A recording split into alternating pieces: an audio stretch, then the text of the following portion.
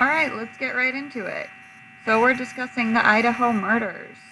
I believe I know who this is, and some of the online sleuths were feeling this type of way.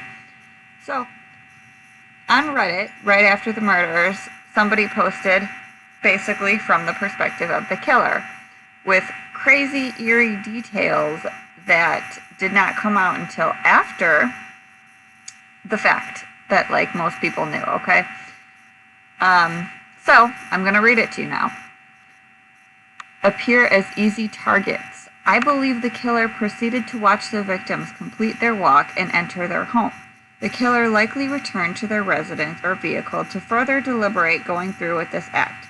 The killer does not feel immense remorse because he is able to justify this internally because of the lack of intimacy or relationship with the victims. At around 3 a.m., the killer would then proceed to walk to the victim's house. The killer stood in the tree line adjacent to the back parking lot and did not see any lights on. The killer then proceeded to go to the front of the home with gloves. The killer likely tried several points of entry to see how they would get in the home. The sliding glass door located on the second level was left unlocked and proceeded to access. The killer was able to navigate the home and find bed 2B. It is likely the dog alerted to the intruder and caused the male victim to get up to either investigate the cause for the dog barking or to take the dog out. While inside the home, the killer heard the dog and male victim wake up and move towards the door. The killer hid in the stairs of the 3rd floor while the male victim put the dog outside and closed the sliding door and returned to the room. The dog was likely barking outside, and the male was attempting to get up and let the dog in when the killer launched his attack on the male victim. The male was ultimately overcome despite trying to react to the surprise.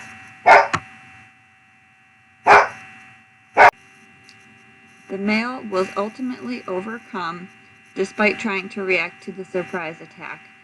This brief encounter finally caused the female victim to further awaken. I believe the female was somewhat lucid, easy to arouse because the dog was barking, and she probably had the male take the dog out. So it's kind of cut off somewhere, but it goes, I think the female was like reacting in a defensive way, overcame the female.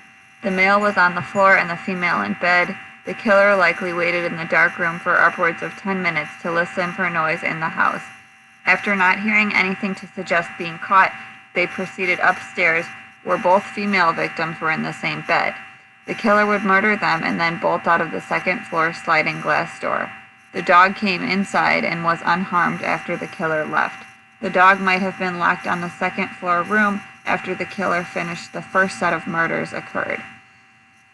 That explains why the roommates were suspicious of the roommates not answering their phones or responding that same afternoon. The killer ran up the hill and across the apartment parking lot. After the adrenaline dump, the killer regathered their composure in the tree line area of the apartments.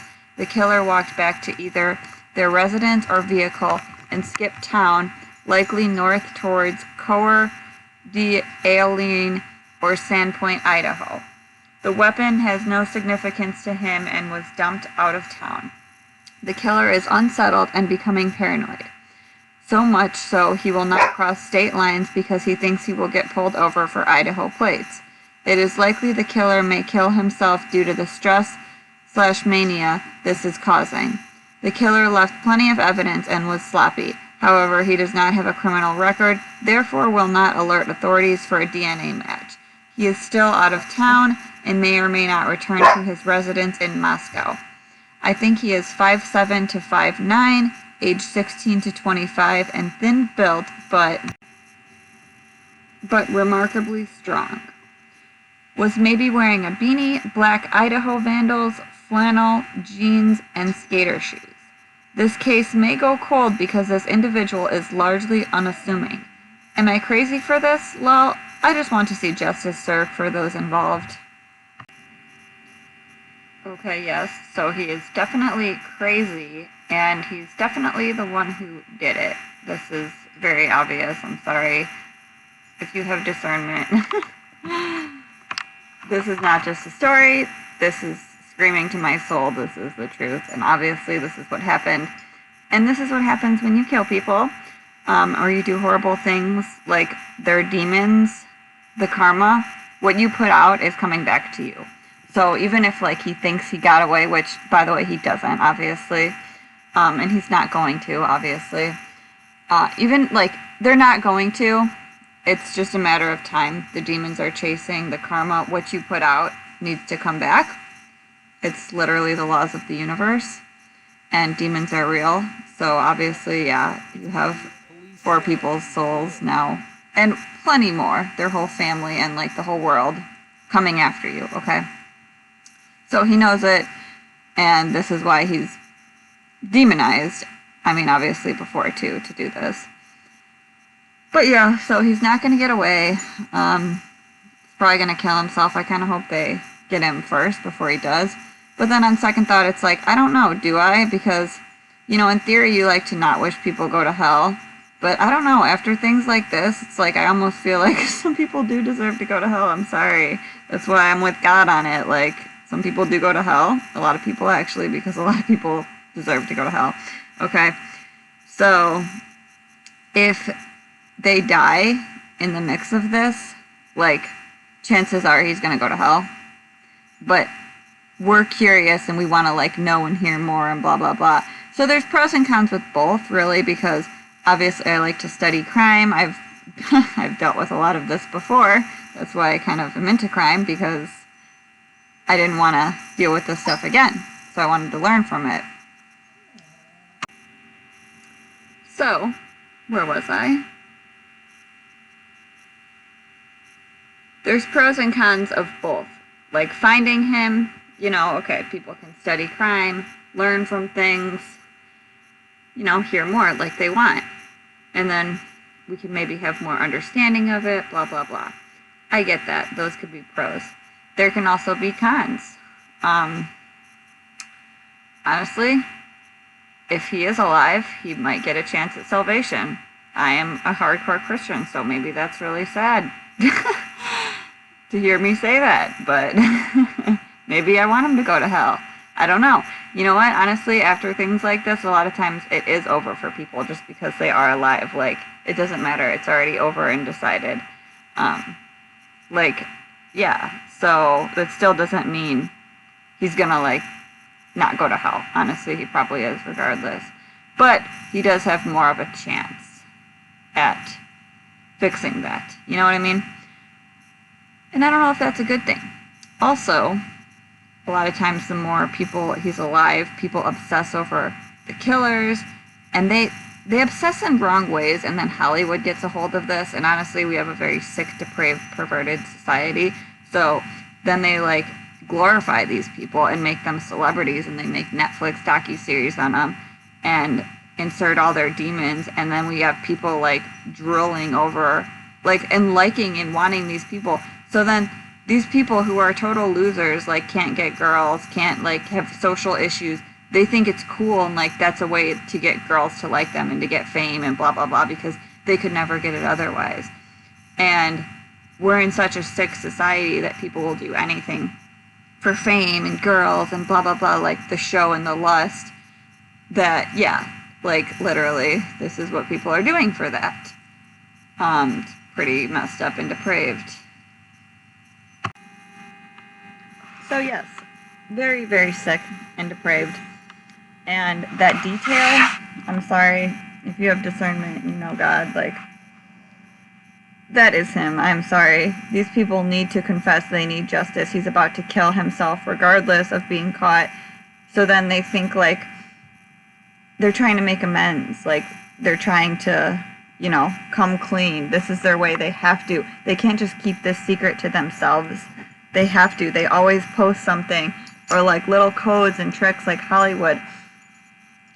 They have these signs, or they'll post like the glove or this or that. It's some little code, okay? They have to. They can't just keep it to themselves. They want to, like, brag about it. It's, like, exciting for them. That's why they did this. This is, like, their sick fantasies, right? So then we go on to the drawing of the Goobers by Deadly. Pretty sure this is the same person. Yeah. And by the way, like, this person knew them, but still I don't think very well, like was just like on campus or somewhat briefly. You know, some of this I'm still like kind of hearing around and stuff, so yeah. Anyways, and it all kind of ties together. Like, yeah, okay, he knew them briefly. Even when you see the grub truck, there's this like creepy guy kind of like staring very weirdly and creepy. I think that could even be him. And then also there was word of like one of them having a stalker, Maddie, I believe it was, and I believe she's the one who had the worst injuries. So you can stalk someone and still not know them very well personally. So this all does tie in, but enough to do this to them, to where it's like you have mad mental disorders and you're weirdly obsessed with these people. Mainly the one target, whatever. Also, he wrote this right when it came out. I'm pretty sure they said like 2 days after or like right after. Okay. So, all of these details of the case did not come out yet. So that like there was no forced entry, which of course matches up with this. Like a young kid, honestly, you leave your back door open, easy targets, you're watching them drunk, everyone's sleeping, it's really quiet, no one's there. And there's just an open back door on the second floor, so you climb up the balcony, big deal. It's like a college kid, you know, active, and that ain't crap, so that's super easy. And again, why you have to be insanely careful and realize the world we're living in, it's the last days, people are psychopaths. Literally, like, people sleep with their window open. Man, I've dealt with this stuff, okay? I've escaped literally, like, these kind of situations. This is why I'm very into, like, crime and stuff, because I don't want it to happen again, and I want to learn from it. Okay, anyways, so, like, people leave their windows open on the second floor and get some air in the house. Bro, I am not doing that. Do you understand how psychotic this world is? They know that you're in there sleeping.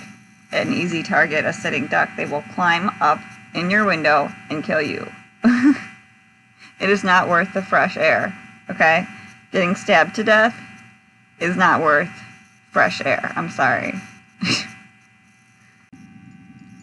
So, we continue with this Goobers post done by Deadly. Oh, dead in the name. Shocking. This isn't a picture of blood and gore and death. Blood everywhere. Just like the crime scene said, that it was disgusting, oozing from the doors and stuff. Like, horribly bad, I can only imagine. And yeah, wow, there's blood all over this picture of dead people with X's in their eyes. In all of their eyes except one singular eye. Not both of them, okay? So they're obviously dead, and this is blood everywhere. It's very clear. Goobers, okay, goobs of blood, like this is some horror scene, disgusting. Oh, and look at, there's 4 people, 3 females, 1 male, 2 blondes, 1 has darker hair, like a brunette of the female, and a male. Wow, okay, that's not the victims, is it? Yeah, okay, it totally is. Best weekend ever. 2 days after. Wow. Yeah, so this is what people's demons crave. They are possessed by demons. Demons want to kill, steal, and destroy. So this is like literally what demons crave and want to do. The whole point of them. They want to sit there, go unnoticed, and go hidden, invite all their friends, blah, blah, blah. So you don't even know. So they're not like a problem. They go unnoticed. You think it's just normal anxiety and stress and depression. And like everyone's like this and has these thoughts and intrusive thoughts. And it's the world we're living in, blah, blah, blah. So you don't seek God and Jesus and get deliverance and get help and realize that it's a problem, like the bondages, the addictions, blah, blah, blah. So then they can all manifest at this specific time to achieve the goal, basically, of killing, mass murder, like as much destruction as possible. Just like this. So, best weekend ever, that's the demons in all their glory, having their best weekend ever. Manifesting. This is sick, okay? Liam Vickers. That is the killer. That is who we need to get. I will bet money on this. If anyone wants to place bets, I'm taking bets. Yeah, Liam Vickers. will be coming out as the killer very soon. Murder drones. Wow, murder. Interesting. I'm sure it's just coincidence. No. Also, he's a gamer. Okay. Sorry, but again, tons of gamers. Okay, so you sit here and kill people all day, every day, fantasy and fake realities. Your subconscious cannot tell the difference between reality and what you're visualizing or dreaming or thinking of all the time. So you're doing this all the time, visualizing it in detail, actively doing it in this alternate realities. This is why, of course, the metaverse is so horrible, and like these virtual realities when we're getting into this even more, and as the world is crumbling apart. So again, this is why you need to find Jesus as your Lord and Savior. Anyways. So gamers. I hate to say, but this is again a very common thread in crime. Oh, Ethan Crumbley, gamer. I could honestly come up with so many cases, but this is really obvious when science, what it does to the brain. I know people want to deny it, but it's truth, it's reality. And again, it's just like certain things. Just because there's a causation and a correlation doesn't mean every single one who does it is going to be this way. So it's not like, you know, you have to cry about it like if the shoe fits. I understand there's plenty of people who play games and don't murder people. But realistically, there's a very common thread, okay? Just like Ethan Crumbley, he was doodling, and this is just a recent case, like this year. Just like fresh off the top of my mind. He's doodling on his school papers about killing people. Oh, I'm just a gamer, yo. Like, no big deal. Ha ha ha, you know. It's all a joke. It's nothing. So, yeah, it's whatever to him drawing, you know, killing people on his schoolwork in class.